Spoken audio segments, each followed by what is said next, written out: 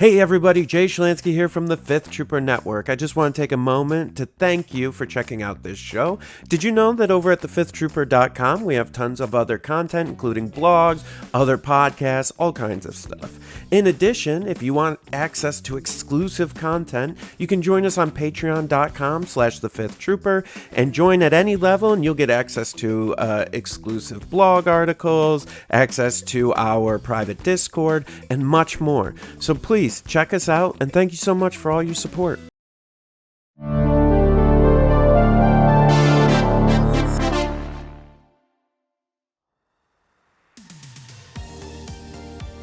Welcome to the Notorious Scoundrels, a Star Wars Legion podcast bringing you the latest news, general perspective, and competitive discussion. Hello, and welcome back to the Notorious Scoundrels podcast. My name's Mike. I am here with Mike and Tim. How you guys doing today? Doing Christmas Eve. It is Christmas Eve. It is, just for our viewers at home, it is 8 p.m. On the East Coast, Christmas Eve, and the Notorious Scoundrels are here, and we're recording live. So yeah. And I'm hopping on a plane in 9 hours or so. Where are you? Are you hopping on a plane in 9 hours for Christmas festivities, or? No, our family is split up across the country for this year. We did our Christmas yesterday, and now me and my father are going out to Newfoundland to play music and have some beverages. Okay, all right. Having beverages is always a good pastime. I just had some beverages to escape my family, so we're in a similar boat. Excellent. So today we are going to be talking about a couple things. First, I think we were going to maybe talk about the other thing first, but I think I want to talk about the Worlds format first, since I don't know if it has been talked about on Scoundrels to date yet, because I have been away for about a month. But we'll be getting a live look on our feelings on the Worlds format, and then we're gonna kind of do like a year in review aspirational goal thing if we have if the Worlds format thing doesn't take an hour, which maybe it will. We'll see. So I guess let's just kick right into it. I think I was somewhere in the Californian wilderness when I got direct messages from at least half a dozen people saying that the Worlds format had been released and set in the wild. One of you want to take us through what that is? Yeah, so basically, it's an X and O format. It's going to be a 3-day event similar to last year, but dissimilar to last year. Only undefeated, aka top 32 players from day 1 will advance to day 2, and only the top 4 from day 2 will advance to day 3. Which means realistically, if you would like to win Worlds or advance the days, you need to go undefeated, because they're planning for 256 players, and to get through as 256 to day 2, you have to go 4-0 to get to top 32. So it should be noted that we're playing 4 game days. Yes. In addition to, like, it's not the 3 game X and O day. So I guess for day 1 at least. Yeah, for a little bit of background, and correct me if I'm wrong here, guys, because that weekend was kind of hazy. Last Worlds was 3 rounds day 1. Well, first there was the LCQ, which I think took. Which we still have this year. Which is still there this year. There was some cut from the LCQ into the tournament. I don't know how many people ended up making it. I do think X and ones from the LCQ ended up making it last year, but I could be wrong about that. They filled out the bracket with the LCQ, so right. It was the top 20. I think it ended up being like top 20. 17. Yeah, made it from LCQ to Worlds. It was significant, I guess, is really what I'm trying to say. And then day 1 of actual Worlds was 3 rounds. There was a cut at the end of the day, and it cut to everyone that was X and 1. So if you lost two games, you were out of the tournament on day 1. You also were out of the tournament day one if you drew, which is going to be the same thing this year. Which is notable because draws, I guess technically the rules are still the same, but I think likelihood of a draw is significantly higher, at least as the rules stand presently. I'm maybe this is me being optimistic or negative. I don't know which, but I sort of suspect we may get clarification on additional draw rulings before Adepticon. We kind of already have. Okay. You will need to be 3 wins, 0 losses to be considered for round 4. If you draw, it's the equivalent of both players losing, which is the same as last year. Okay. So do not draw if you want to keep playing day 1. Noted. Good to know, everyone playing 800 point lists. So I think I guess to continue that, day 2, also you have to go X and O, and we're cutting to top 4 for day 3, which I think is like a little bit of a weird departure. I don't know why we're not cutting to top 8 at the end of day 2. Similar to PAX, Adepticon has a pretty tight Sunday schedule compared to the other days. Okay. And getting the 3rd round in last year was actually pretty difficult time-wise to get everything cleaned up. So they're doing top 4 again to make the days a little bit more clear-cut, and then just to make sure that everybody can get out on time. Gotcha. Well, we did top 4 on Sunday last year, right? Is that what I don't again? Because the top 8 game was the 4th round shadow round of the Saturday night. Was it? No. Yeah. So that because that's where I lost, was top 8 game, which was the last game of Saturday, and then the top 4. So they only played 2 games. It was the 2 semifinals and then the final Sunday. So that's the same as Sunday. The shadow round was a cut though, right? Yeah, it was. Yeah, we had cut to top 8 after the 3 rounds on Saturday. I just like I definitely. I was like, I don't remember playing a game after I lost. So I think we cut. I don't know. Like yes, I barely missed top 8. Okay, yeah. So that was last year, and kind of what they're gonna do this year. So look, I guess there's also a bunch of side events that I'm like not totally aware of. Do you guys have any more information on those? Yeah, so there's a Swiss event, same day as LCQ. Okay. For players that are not in the LCQ.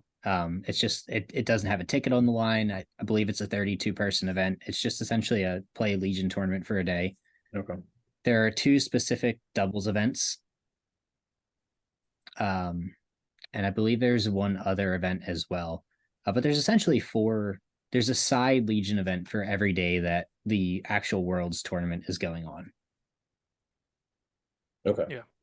So there's a bunch of which you do need to purchase a ticket for each side event, including the 2 doubles events. They are separate doubles events. Yeah. Okay. The one other side event that is additional this year for sure, though, is that they are running a not LCQ but a Legion tournament concurrently with the LCQ on Thursday. So for people who want to be there a day early, get I think it's 3 rounds tournament in, sort of warm up. There's an official way to do that this year, which I think is better than last year, where I mean we were able to play just on the tables, which was great, and people did that. But there was sort of this weird thing, like people who want to be playing tournaments, there was no other tournament other than LCQ to play in. Yeah, that's the Swiss event I was talking about there. It's a completely separate event from LCQ, but still a Legion tournament on the day of. Yeah.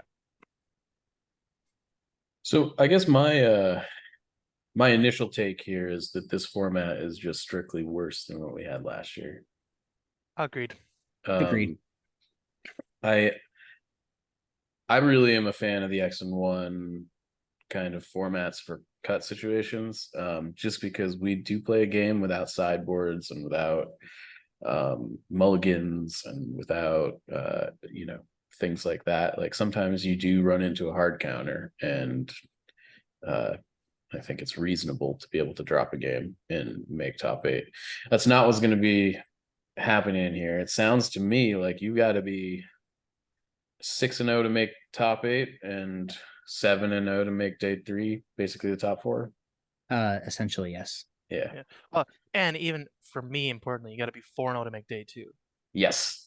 Which is like the end goal of getting X and O for top 8 or whatever honestly doesn't hurt me mentally as much as you got to win 4 games to even play in the second day. Yeah, and I think this is kind of what it comes down to for me too. I mean, like, I'm still probably gonna go, but I'm not a huge fan of signing up for like as someone who is, my goal going to Worlds is to win the tournament, right? And that's not going to be the same for everybody, but I do think that, like, for the 3 of us on this podcast, I think we all can probably say that that's like, we're going because we would like to win the tournament, right? Yes. And the idea that so if we're going with that in mind, that means you have to book a flight and a hotel for at least 3 days. And there is a chance that you're only going to play one of the 3 days that you are basically bookending your trip with. There's a chance you play 1 game, really. If you lose game 1, it's over. Yeah. Yes. And on top of all of us sort of are in the running and also like would like to win the tournament. I think all of us are also sort of on ourselves expect to make day 2. Yeah. And all of us in a X and 1 event are pretty comfortable making it day 2. Yeah. But a 4-0, like, that's a big challenge. Even for the best players to go 4-0 on day 1. Yeah, I mean, and I think it's notable that, like, this is not going 4-0 at a local. This is not going 4-0 at like Nova or LVO. In my opinion, this is very different. This is going 4-0 against basically the best players in the world. There will be people here from, places in Europe and Australia and, Asia Pacific and all these other places around the world that, I can't even, I mean, like, we're pretty close geographically to Chicago in comparison to some of those places. So, like, good on you guys if you're flying out and doing that for the potential of, like, just dropping a single game and it being done and over. But I do think,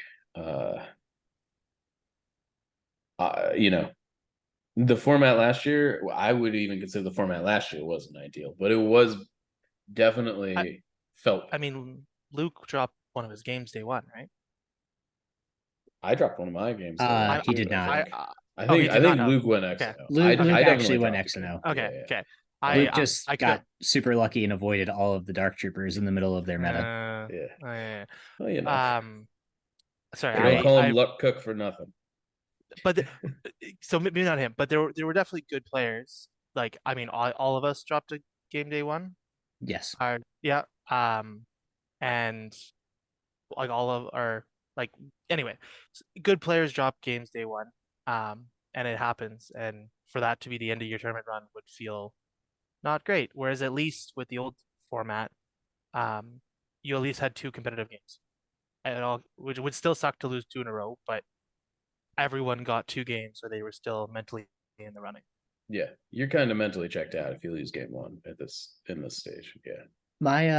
My big point that I made when we talked about it on my podcast is that for the people that travel from out of the country, you're spending potentially 3,000 American dollars to play against your buddy from the local store.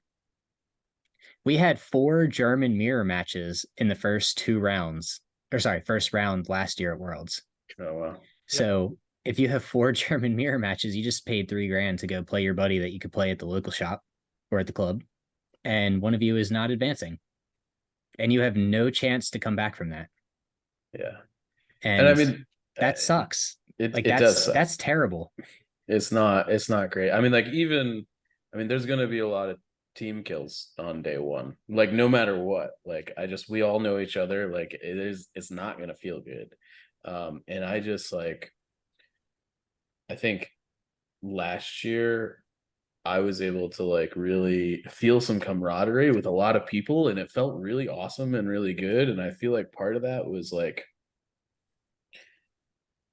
you know, there was some tension, but there was also some like, you kind of felt like, you know, if you like lost day two, like at least, I mean, you're in the top 32, top 16, like you're making your way. But it feels like there's just going to be a lot less people there on day two this year. I mean, 224 people are eliminated after day one. Yeah. Out of 256. Which, so I guess, I mean, and I'll throw. Go ahead, Tim. 128 are eliminated after one game. Yeah. I'll throw it out there. One of the things that I publicly said is it is Worlds. You know, if you want to win, you have to win it all. So be the best, which is cool. We'll adapt to it. We'll play to it. But I'm disappointed that somebody, and I don't know who it is, has made the decision that we're going to prioritize playing multiple events on the same day versus giving the players that have qualified and still need to purchase tickets to get into this event and purchase travel to get to this event that you're awarded tickets to play their games. Like if we're planning for 128 tables, plan for those tables to be used for the people that are here for the competitive event. We have enough conventions throughout the year that if you want to go play doubles, if you want to go play a casual, non-competitive, I shouldn't say non-competitive, non-stakes no. You can say non-competitive. I want to be like, yeah. I don't think non-competitive is the word, because I'm sure there's going to be really good players playing in the Swiss event, but there's no stakes. If you're going to play an event that has no stakes, if you're going to play doubles, go play at another convention. Like this is Worlds. Prioritize the tables for the players that have qualified to get here. And I'm not blaming the TO, because Griffin is the TO. I'll just be blunt. John Griffin does a great job he did a great job last year. I'm sure he'll do a great job this year at making the tournament run. I know it is not his fault for how, you know, the event has been planned out, how the tables have been laid out, but whoever has made the decision, prioritize the world's level championship. This is why we're here.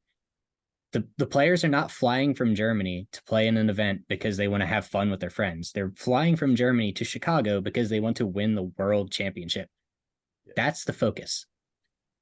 Make that the focus. I also think like in a lot of, to make like a sport, Magic, whatever other like kind of like competitive analogies and stuff for like Worlds, like in a lot of these like high tier, high profile events, people are not like going X and O throughout the tournament. Like that's not like a requirement, you know. Like if you're playing in the World Cup, right? Like you go through like a round robin stage, right? And like, you know, do a couple teams go X and O in the round robin stage? But sure. Yeah, but they like get the cupcake groups. Yeah, most of them are like going like 3 and I don't know. They're generally groups of 4, right? It's like 2 and 1 or 1 and 2, or you know. But like that's like a pretty accepted format for events like this, and like that's like the round robin format, and those is kind of like day one, right? Like that's like what those things are. You know, if you look at like the Magic World Championships and stuff, like I've seen those tournaments where the winner of the tournament, like during the like Swiss stage, went like 7 and 4. So you know? did you watch the Magic Championships this year? I haven't watched it a ton lately. I followed it pretty religiously this year. Yeah. The 6 through 8 seedings were legitimately X and 2 players, and it all mattered on tiebreakers. Like the majority of the X and 2 players had a chance to advance. And this was day 3. And they're playing best of 3 formats, not best of 1. Yeah. Like I do not understand why in a game that is dice dependent, you have no chance to come back from a cold dice game. Yeah, I mean that's fundamental, which is what it comes down to. If you can be the better player, you can outplay your opponent, and your dice can be cold for a game, and sometimes there's nothing you can do about it. Yep. And your opponent has really hot dice and you just have average dice, and your tournament's over, and you just drop $3,000 on it, and your hotel's not refunding it. I don't know. That's bullshit to me. Hey, we said no swearing today. Yeah, I'm not going past there. That's a 12-year-old curse word, sir. Okay, all right. I don't know. Yeah. But I think you're right. We will play through it. You know, this is not foreign to us, but I do think I'd like to see this start changing sometime. It's clearly not going to be this year, but hopefully next year. Yeah. I mean, you also say we'll play through it. Some people won't. Yeah. For myself, sorry, when I say play through it, I mean most of us are still going to go. Most of us are still going to try. This is not a oh man, the format sucks, so we're not going to play Legion. This is the format sucks. We're still going to put our dudes on the table. We're still going to roll the dice and, you know, push through. But I mean, for me, like, I'm a student. This is right in the middle of the term. This is like every year the cost benefit analysis has to be made, and this is one thing that goes a little bit against, right? And whether I go to Worlds is actually kind of on a right fit right now, just because of time and stuff. So this is sort of one thing that they'd be pushing me not to go, which is unfortunate.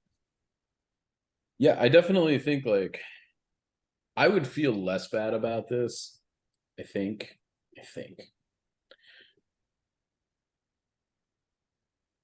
No, I wouldn't. I was gonna say like if like the doubles tournament was just like a I don't know, what do we call them? There's a word for it that's escaping me right now. It's like a comeback tournament.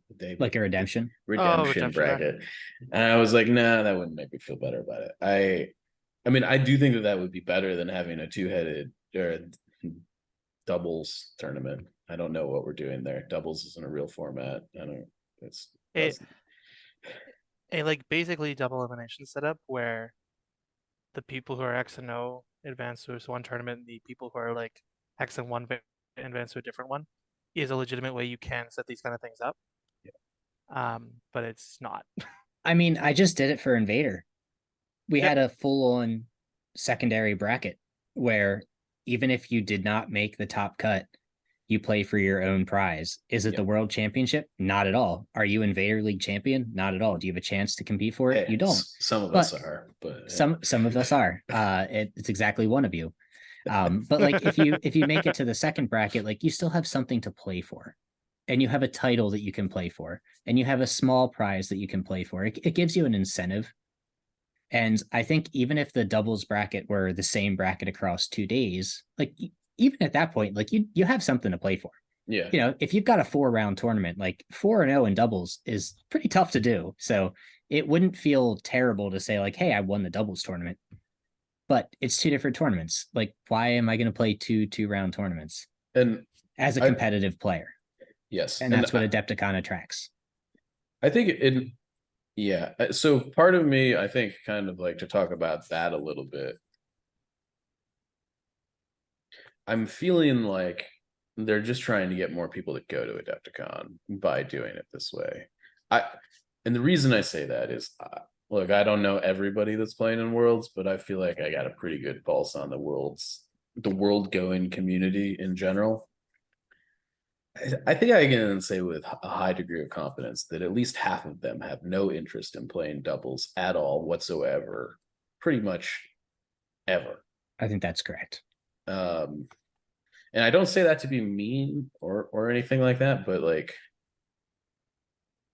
I don't know why we're devoting like 75 to 80% of the tables to doubles to 2 of the 3 main days of the tournament. You'd have to talk to AMG about that. Yeah. Anyhow, I feel like I'm getting a little too negative here. So why don't you somebody rescue me? Sounds like it's falling to you, Tim. Go ahead. The extra tournament on the Thursday is a good idea. I agree. Yeah, if you want to inject some positivity, I think that's a great idea. One of the few negative things about Worlds last year is that there were some players that played in the LCQ, despite that we were asked not to play if you had a ticket, that had a ticket. Yeah. And this year we have an event to play for. If you want to show up early, if you want to play Legion, you can play an event that does not affect the players actively trying to qualify. Like, that's great. Yeah. I think that is a fantastic idea. I'm pretty sure it's capped at like 32 for the side event, which is a good decision. But like, if you just have a 32-person 3-round tournament that does not affect qualifying, it lets everybody that doesn't have an invite give their final shot. That's a phenomenal idea. And Like, why don't would we wa- just why don't we just continue that into the other days? yeah. Like, we already have a precedent. I don't know. I think that's a great decision that just unfortunately got stopped after day one. Yep. The other thing that I'm concerned about, which is not, I guess this is still kind of negative, but it's going to affect the meta. Mhm. I think you will see way more skew lists coming to Worlds than you would have otherwise if you have to go X and O. Because if you have to go X and O, you need to make your opponent play your game. And there is no better list in Legion than making your opponent play your game than a skew list. And if this is triple Wookiee, that's a thing. If it's, like 6 Wookiee, that's a thing. If you're talking like full suppressive line BX force, that's a thing. But you're going to see a very different meta versus someone who's going to play an all-rounder knowing that I can lose a game and still advance. But if I need to win every single game, I have to make it my advantage every single time. Yeah. It definitely, I mean, I think it changes. I don't think it's like that big a deal, and I'm not sure it even should be. I agree with you that like it does affect the meta for sure. We talk maybe not enough about the difference in the lists that you bring when you can go X and 1 and when you have to go X and O. I think for most people, like, that shouldn't change, but I think if you're like well in tune enough with like multiple lists and archetypes and stuff, it really shifts what you're doing and what you're thinking about. Like, you know. Do you want me to give an example so that it's not abstract? Yeah, absolutely. Sure. Go for it. So, you're a Gar player. I consider I think I'm a Gar player at this point as well. You could make a valid argument that a Gar Jedi gunline is the meta list at this point. Whether that's Yoda, whether that's Anakin, who cares? Sure. But let's say Gar gunline with a Jedi. You know you're going to play mirrors. A lot of those mirrors are dice dependent. Yep. And if you have 2 players of equal skill playing against each other, whose ever Echo throws the double crit first, or whose ever squad blanks 4 out of 5 first, is going to lose that game. And when you can't afford to come back from that, it makes it tougher. So I think there's going to be a large number of players, myself included, who are looking at, instead of playing the mirror 3 times day one, how do I come up with something that is strong against the mirror, but not necessarily weak to everything else? Like, I'm looking at Han and Op Luke. Yep. Because I think Jedi Luke counters Yoda decently well. You know, he's still a good list that can handle most things. He's disadvantaged against some other stuff that Gar gunlines aren't. But it gives you a chance that you can play against the meta without having to rely on a mirror dice off every time. And if you look at, you mentioned earlier, we don't have sideboards. We talked about the magic event that you can go X and 2. You can alter your deck after every round. You can't do that here. Once you submit your list, you're done. And that's why I think that you're going to see a different meta come up, because I keep harking back to my podcast, but last episode we had Richard Lavery and Chris Lewis come on, who played the Ewok and the Wookiee battle forces. I think those are 2 exceptional lists for Worlds because they force you to play their game, and I think you'll see way more of that because you don't want to rely on who wins the red dice off for a Yoda mirror or who wins the red dice off for a Gar mirror with Anakin. You're often also putting people in situations they may never have been in before with those lists, right? Like 14 activation Ewoks is not something you play against every day. So when it comes time to actually play against it and you're in like the heat of the moment at Worlds, like, that's not the time to be doing your learning, right? Have you ever seen a 14 act Ewok on Hemmed In? It's terrifying if you haven't, and you don't know how to deal with it until it happens. Speaking from experience. Yeah, I mean, like it's going to make things like that happen, which might be healthy but it's going to make it a lot harder to justify spending all the cash to go. There's definitely a fine line that we have to walk, right? Sorry, Tim. I think I cut you off a little bit there. Oh, I was just saying, yeah. Oh, Agreed. okay. Yeah. Fair enough. I definitely think like the format is making me consider, you know, my I've been playing Yoda Star, as many people are aware lately. It, it's I would maybe even say it's still the best list. It is definitely maybe the most flexible list, but it's definitely got matchups that you just don't want to play at all. And 9 rounds is a lot of rounds to fade not playing one of those matchups. And there are lists out there that I think, feel differently than that, I don't know. So I'm definitely thinking about like maybe I'm gonna play something different. I'm actively planning on Rebels at this point. Crazy. Which is, if you had told me that like 6 weeks ago, I'd have laughed you out of the room. Yeah. What are you thinking about, Tim?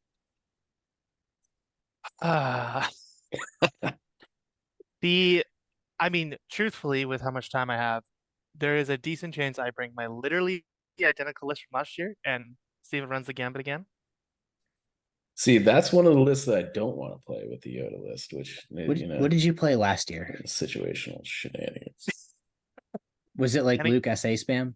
No, it was Anakin, Padme, a bunch of clones of the SA. Yeah. It was dodging Critville, which I gotta say, I'm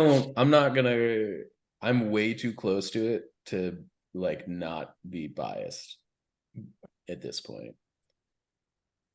I don't know if it's healthy for the game. I don't know if it's balanced, but I hate it. I hate the idea that you can dodge crits. I don't know. It's a fun time. It's fun for one player. It is fun for one player. I think instances of it in small amounts, like barrier, being able to like deal one crit and like using like protector to do it like once is fine. I think the idea that you can just dodge like everything all the time is not fun.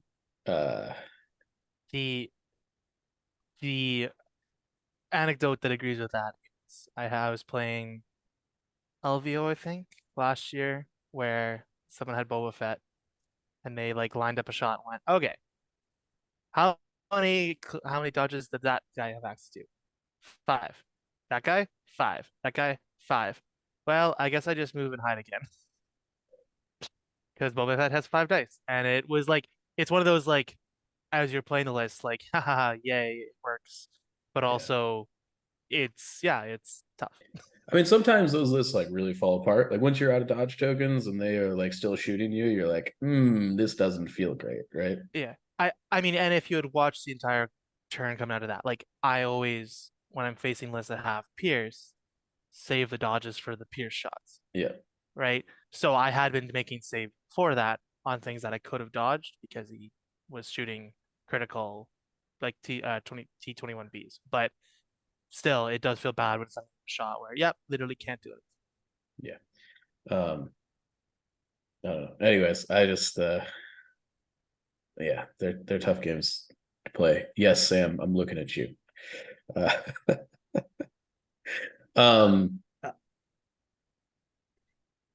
Anyhow, I don't know how I got on that topic. You're playing it, Tim. That was how we got there. You're considering playing situational. Maybe honestly, time like for painting aside, like Rebels, I think is not the worst play.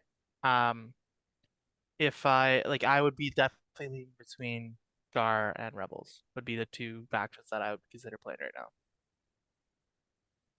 I guess in that vein, I know that on the last episode of Scoundrels, they talked a bit about faction balance and how I think the only factions that were represented at PAX's top 8 were Rebels and Gar. Mike, correct me if I'm wrong about that, but That is correct. I think that's correct. It is. Do we feel like that is representative?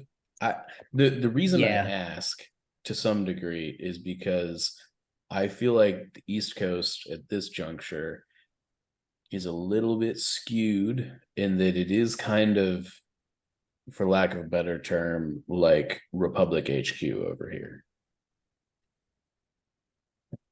So, yes, it is a little Republic HQ, but I think you could also make a pretty valid argument that the East Coast also has the strongest collection of consistent winners across the United States. That's fair. And correct or not, those players tend to lead the meta, whether or not that meta is actually the best or not. And the majority of us are playing Gar. Yeah. Because it gives us the best chance to win a one-off game. It's very difficult to win, and the best chance to win not only a one-off game, but a consistent stretch of games. It's pretty easy to win one-off games with CIS. It's pretty difficult to win 4 games in a row with droids, because you are going to run into at least 1 or 2 hard counters, and then you have to outplay them. It's very difficult to win 4 games in a row as Empire these days, because you're going to run into at least 1 or 2 Gar lists, and Gar, Pierce, and crit dodging just obliterates Empire. And I think that's why a lot of players have kind of shifted towards Gar, because you have that option, you have that flexibility, that level of consistency to keep your floor higher than, going 2 for 10 on saves, because you have the dodges, you have the surges. And I think that's why you've seen the East Coast shift towards that. It's hard to go to an East Coast event and play casually. You kind of have to sweat your dick off a little bit, like, for better or worse. Like, if you want to go 2-1, like, you have to try. You can't bring a joke list and do it, because that's where a lot of the good players reside. Not to say that the West Coast or Central is not strong. There's just a very high concentration on this side of the country, from top to bottom. Yeah, I guess I always try and, like, for instance, when I was playing Kyle at PAX, I was like, these Rebels seem pretty good. And obviously Rebels are, it seems, kind of taking seat number 2 behind Republic. But if you asked me 2 months ago where I thought Rebels were in the meta, it was not second, it was not third, it was not fourth, and it certainly was not first. It was dead last. I'm including Shadow Collective as like a 5th bucket, which I actually think are better than Rebels. I think Shadow Collective are Ghost Town number 2 here, but that's just me. I think not enough people are trying Kentucky Dan's list from Nova or something similar to it. You just hate dodges. I don't hate dodges. I use dodges all the time. I play Padme Amidala in every list ever. How could I hate dodges, Tim? I think I do think that the comment of Rebels being dead last is definitely not wrong, per se, a couple months ago. I think we were pretty clear for a while that Rebels had a very, very strong archetype, and that archetype was really good, but the rest of the faction was not necessarily balanced. It's very easy to make a terror bad Rebel list. It's very difficult to make a very strong Rebel list, but the ones that you do find are pretty competitive. And I do think players have explored a little bit more with Rebels. We're seeing more variety with some of the Ewoks infused, and bringing the FDs in and bringing some of their dodge spam back. As Yoda and Anakin get more popular, Han gets more popular, and that just kind of counterplays the meta to a decently strong degree. But I think the better Gar gets, the better Rebels get, because they have the pure stacking, and they always have that Cassian K2 FD base to fall back on if the current anti-meta doesn't work. So we're still seeing that. But the more Gar, the more rebels you'll see. Yeah, it's interesting because I think I used to feel that the kind of answer solution to the Republic lines were more in like Aiden's wheelhouse than Cassian's overall. Like Cassian was like a good like one-off solution.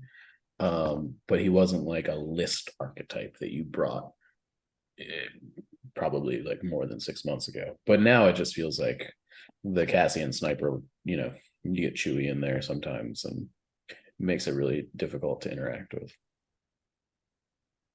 Yeah, I think the Aiden list just gets tough because with the way that kind of Padme has come back into the Republic meta, as soon as the Empire lists engage at range 3, they just die.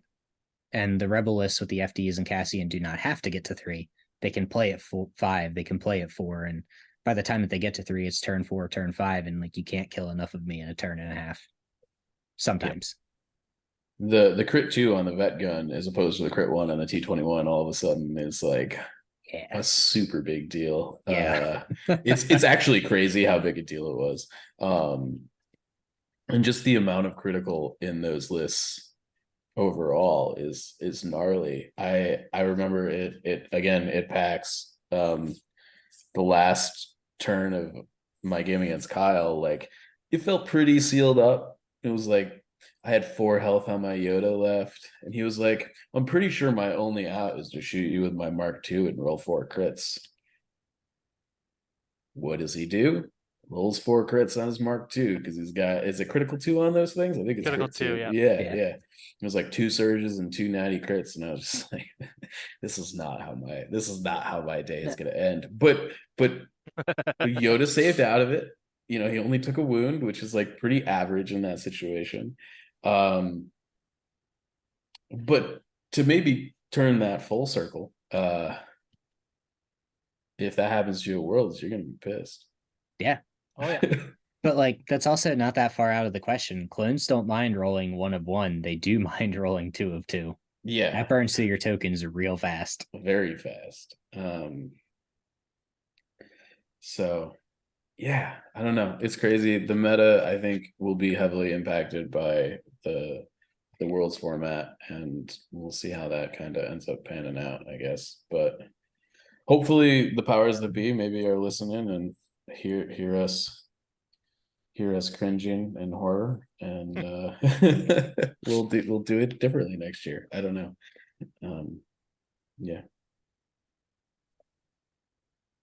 Yeah, I mean, with all that said, I will still be there. I'm still going to play. I'm going to adapt to the situations that we have. It's not my favorite. I've played in a lot of Legion events that are not my favorite format in the past. I will not stop now. But I do hope that they take community feedback into effect, because I have not seen a lot of people say that this is their preferred format compared to ones we've had in the past.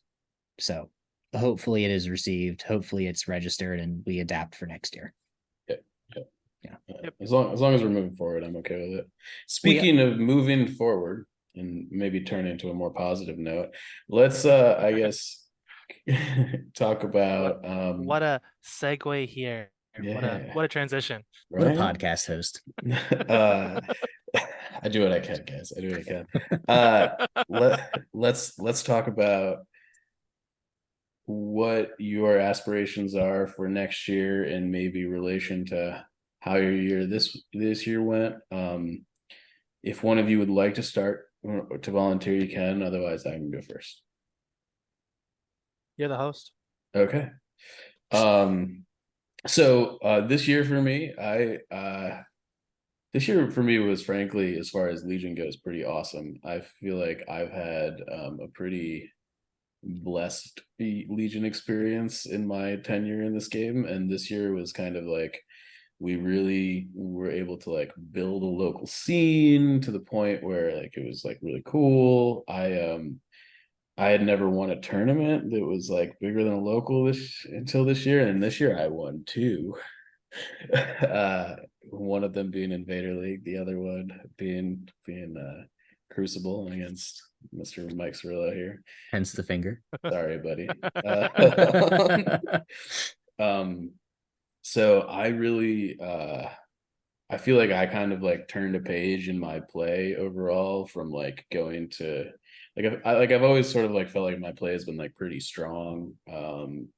This year it felt more consistent, I guess. And I think part of that was kind of committing to kind of like a play style and stuff.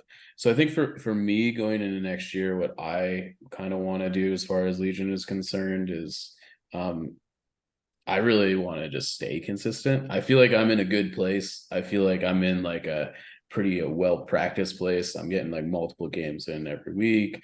I'm, I feel like I'm a little bit in beast mode at the moment. So I really just like I don't want to like I would love to win worlds, but and aspirationally that is a thing that I would like. But that is also that's more of like a you eventually somebody's gonna have to be Luke. I don't know who it's gonna be. I hope it's me. We'll see what happens. But I definitely I think knowing the world's format and stuff, I'd like to make day two. And I think just going into 2024, I just would like to continue to be consistent. And I think I've placed in the top 8 at every major tournament I've went to this year. I think. And I think I would like to just kind of like hold to that. I took second in LVO, first at Crucible, top 8 at PAX, won Invader League, man, all these things.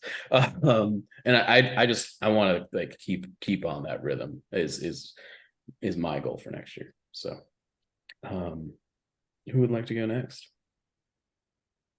Tim, I can go if you want to take a minute to think, Sure. or if you have your Sure. ideas set.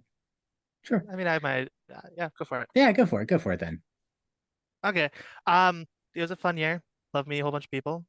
Met people through this hobby from all over the world at Worlds last year. Got top 8, which was pretty cool.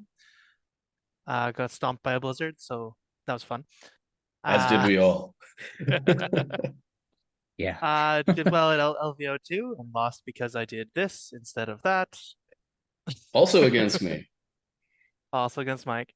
But no, it was a good year. My local scene finally has quite a bit of inertia behind it. I've had a very busy year, not in gaming as well. So there was many times where I'd not be at my local committee for a month, but they kept it going strong, 8 to 10 players every week, which was unthinkable to me. And when we started it up, I was hoping to get at least 2 tables running every 2 weeks, and now it's 4 to 5 tables every week now. So hurrah! And then in the year to come, the only confirmed tournament I'm going to right now is in the UK. I'll be at the UK Grand Expo because Mr. AGS he invited me on a whim, and then I am now going to stay at his house. So, yeah, that's first weekend of June. So I will be there. So if anyone is there and wants to buy a beverage for me, I will gladly accept it. There's actually a small chance I'm at that one as well. I will be in Europe at that time, so I'm that'd be debating cool. making the trip over. When is this happening? Do I need to fly out there? And The first week of June. First week of June. That's It's- far enough yeah. away that I could technically make that I'll be in the happen. Netherlands that week, so I'm debating getting over to England for that. Okay. I But suspect I'd need to renew my passport, but I think I can. I probably, yeah. You all made that very clear. You'd have to renew a passport in like 1767 or whatever the year was. Hey man, sometimes rebellions are built on not paying taxes. But yeah, don't tell so Pennsylvania that. the year to come looks good. Hope to see some old friends from afar and see some new friends from afar. Yeah, over to the last Mike. Go for it. I think I'd like to just kind of continue the momentum I built over the last couple of months. I pretty publicly hated this game for a while. Yeah, you did. I did. And I feel like over the last 4 months, I've kind of rediscovered a spark for playing through just a level of consistent playing, finding a list that's enjoyable to me, and kind of having the meta shift towards a play style I enjoy. I've done pretty well at events since I've come back to playing. So I'd like to continue to get the games in at the local store, continue to help build the community that we have there and just keep playing tournaments. PAX was my worst placing, and that placing was arguably only because I dropped after day one after a wild night the night before and just kind of wanted to go home. That was Which I don't know. I think is justified, but it's it's hard to say without being there. I think it's justified. I listened to I think a little bit of the episode that they didn't talk about it. That is the most unsafe I've felt in a very long time. Yeah, it was me and Kyle on the episode. Okay. Yeah, it was a night, and I was just wanted to go home. Yeah, so other than PAX, like I've done very well. I've won 2 tournaments. I've got second to Crucible, so like I've done pretty well. I feel like I've earned my invites. I only missed top 8 at Nova on the 4th tiebreaker against Nick. So like I feel pretty good about that, and I'd like to just kind of keep that going. Not thrilled about the Worlds concept. It's really my next tournament that I'm going to, but I'm going to game plan hard for it. I'm going to prep for it. I've got a couple local-ish / Golden Sprue style tournaments lined up to get like 15 tournament reps ahead of time. And that's my big plan. I just want to keep the energy going. It's been a while since I've had fun, and I'm having fun, and I'd like to keep that going, keep the play style. I'd like it to keep going for you too, because I have more fun when you're around and having fun. So yeah, we get all the same events together. It's cool to like stay together and shit. And stuff. But yeah, that's my big goal for next year is I'd like to make day 2. I wasn't able to make day 2 last year. I had a couple unfortunate events keep me from day 2. There were a couple of dice luck and then really just poor decisions and terrible rule changes with payload, but say la vie. I mean, they still exist. I'd like to see payload get reverted. Nobody plays that anymore, but that's probably one of the reasons why. But yeah, I'd like to make day 2. I'd like to make a splash, keep my credibility essentially, and just kind of keep going, have fun, and hold out until we actually get a batch of new releases, because I'm tired of playing with the same units, and I'd like to see like the clone commandos and Bad Batch and Inquisitors and things just shake things up, whether it's positive or negative. I'd like to see some new stuff. I'm looking forward to that. I mean, I think at this point we might get Inquisitors before Worlds. With the Geonosians getting moved up, I think it is not likely, but very, very possible that we see Inquisitors for Worlds. I dare say they might be Empire's only hope. I think they are Empire's only hope. And I don't know. I've played against them a bunch at this point. I'm not sure that I think that they are busted units. I think that they're probably fine in this meta. I don't necessarily. I think they will be fine because players won't have time to figure out the busted aspects of them. If we get Inquisitors, we're probably only talking about 3 weeks worth of actual tabletop time to see what they can do. And I find it unlikely that we're going to find the A tier, S tier list for Inquisitors in that 3 week period. It took us a while to find what works well for Gar. I mean, 501st was out for a long ass time before we figured out like what worked well with the multiple arcs. Yoda Padme were out for a long time before we figured out they were a good combination. I do not think that we'll find the busted Inquisitor lists in the 3 week period before Worlds. Are you subtly hinting that it's my job to find it because those are the 2 things that I did? What If that helps your ego, yes. Okay. But I think as a community, I would be pleasantly unsurprised if we found the busted Inquisitor list in 3 weeks. I agree. I will say though that I know many people that are playing them right now. Myself included. I've tried about 4 or 5 different iterations, and I think I've got a pretty good one, but I don't think it's the list. I think that's my issue when I say that I think they're sort of fine in the meta. I haven't found a list where I'm like, this is the shell that feels good around them yet. You know what I mean? Like I'm like, the Inquisitors feel good. They feel powerful. They definitely are good units. I just have not found 550 points of stuff that I also feel good about putting around them. And that's because Empire is shit. Are Yeah. they though? Yes. Like, Yes. Man. Yes. The thing is, like, yeah, I don't know. I should say that anything outside of Dark Troopers is terrible for them. Like, there's not the things that Empire does well are not things that mesh well with 250 to 300 points worth of units. Because the things that Empire does well are already 250 to 300 points in and of themselves.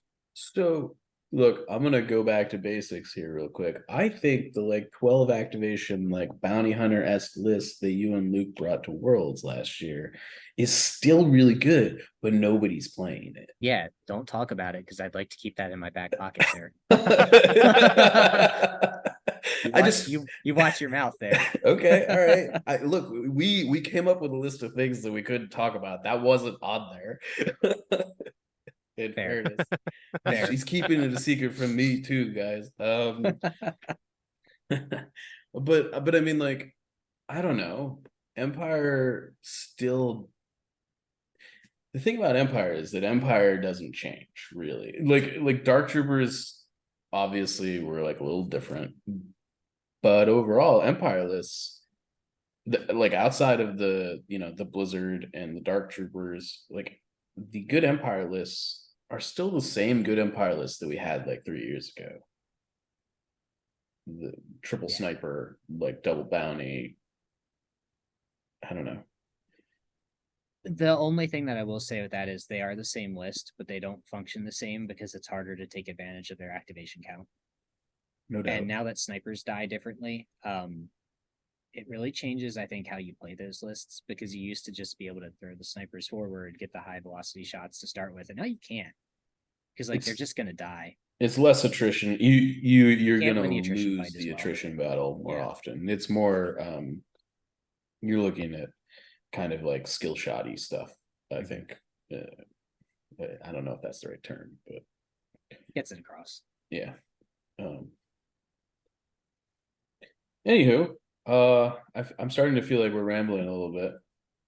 Do you guys want to add anything to the topics that we've hit today?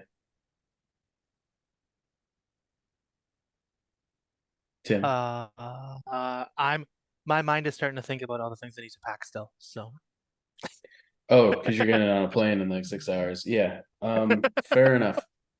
Fair enough. I am getting on a plane for 2 weeks in 6 hours, and I still have a whole suitcase to pack because I'm bringing so much stuff. So You're bringing your miniatures?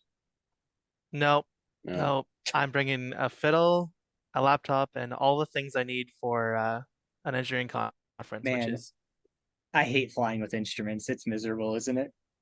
oh yeah. I'm sorry. You said fiddle. Yeah. Can we go back to that? I mean, we're sort of in the middle of it. How have I never heard you play the fiddle? I feel like we've been at events together many Well, I times. haven't had a fiddle at Legion things because it turns out the case of miniatures operates at the same level of things as the fiddle does, so it's kind of one or the other. But no, fiddle's my main instrument, and then I also play like 8-ish total instruments. Okay. So what you're saying is we're gonna need to find a fiddle shop in Chicago and make that happen. Or here's another draw for you to come to the UK. I will have my fiddle in the UK Okay. because I will have just come out of Ireland, which I have definitely taken my fiddle to. So Apparently, we need to hang out more. We can be a 2-man band. There you go. You can see some of my influences on the wall, and to the right is like my entire music store in my basement. Fifth Trooper goes on tour. See him at the UK Games Expo. I don't know, man. If you guys censor me for this podcast, I don't think you want my band. Oh, fair enough. Fair enough. I suspect I have a feeling what the type of music you make sounds like. Yeah, you probably are correct. Yes. Okay. Yeah. Fair enough. All right. Well, hopefully that wasn't too much of a downer for everybody today. We definitely needed to talk about the Worlds format. It is important. I want to stress that like this is not about like making people feel bad about it or anything of that nature. I think it's just important that we talk about these things and get them in the open. Yeah, that was going to be my point, just to add on at the end. Like, support your TOs. Yeah. Support John Griffin specifically, because I know he's the world's TO. Like, it's not their decisions. They're the ones running it. Like, help them have a smooth event.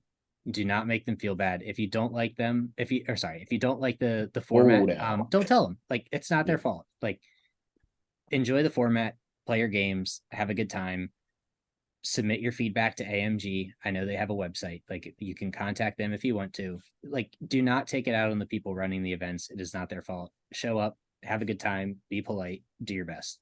Like, I would say, in addition to that, if you're gonna submit feedback, and I'm gonna be doing this as well, I would not only submit it to AMG, but I think letting Adepticon know how you feel about it as well is also useful. They are, I don't know how many of those side events are like, there's like a weird branding for like Adepticon run side events this year.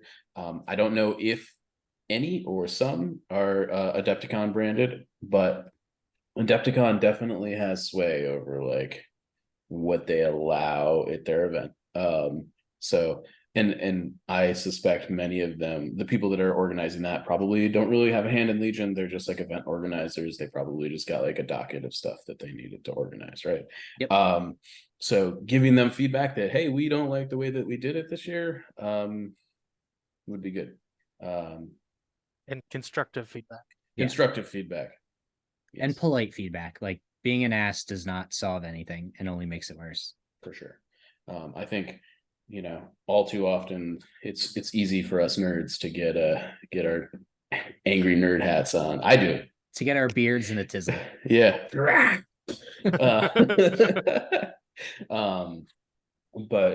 at the end of the day, we're playing with little army men, and that are cool, no doubt. But we are playing with toys, and it is fun, and we need to make sure that we continue to find the fun in it. So We're supposed to be having fun. What is this? I mean, all the fun.